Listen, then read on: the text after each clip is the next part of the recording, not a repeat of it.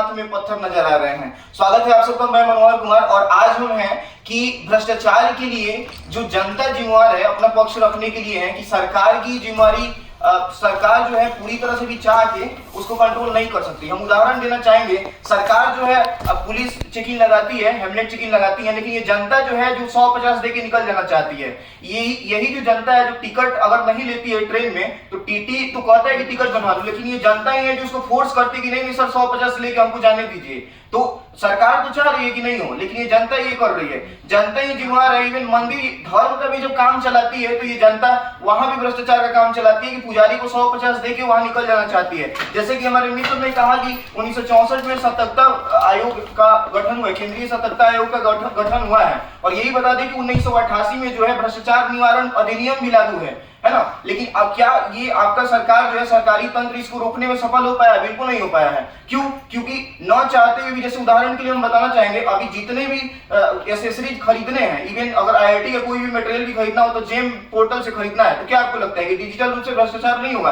क्या कर रहे हैं वही लोग, सरकारी बॉडी को पीछे से कॉन्टेक्ट करके कुछ पैसा खिला देते हैं कि टेंडर मेरा सेलेक्ट कर लेना है ना। तो सरकार तो अपना पोर्टल बना रही है। अभी जैसे इन्होंने कहा कि गवर्नमेंट डिजिटलाइजेशन और ये सारा कुछ लेके आ रही है, लेकिन जब तक जनता न चाहे तब तक करप्शन को नहीं रोका जा सकता है। इसके अलावा हम ये बताना चाहेंगे कि जितने भी अभी तक स्कैम हुए हैं, तो घूम फिर के ये देखा गया, इवन दूसरी तरफ हम ब्लेम करते हैं कि सरकार ऐसा नहीं कर रही है, नहीं कर रही है, तो चुनाव के टाइम पे जनता ही तो इलेक्ट कर रही है ना वैसे करप्ट व्यक्ति को कि जाके वो विधायिका में बैठ रहा है, और जनता विकास के नाम के बजाय धर्म जाति और उसको पैसे मिले कि नहीं, चुनाव के टाइम पे उसको दारू मिला कि नहीं, इस पे वोट कर रही है। तो फिर हम कैसे कह सकते हैं कि सरकार जो है भ्रष्टाचार को रोक सकती है? अगर शुरू जनता ने किया है तो खत्म जनता ही करेगी। अगर आप अड़ जाइएगा कि हमको पैसे नहीं देने हैं, और इतना जब सतर्कता आयोग और ये सारे आयोग है, सबका नंबर विजिलेंस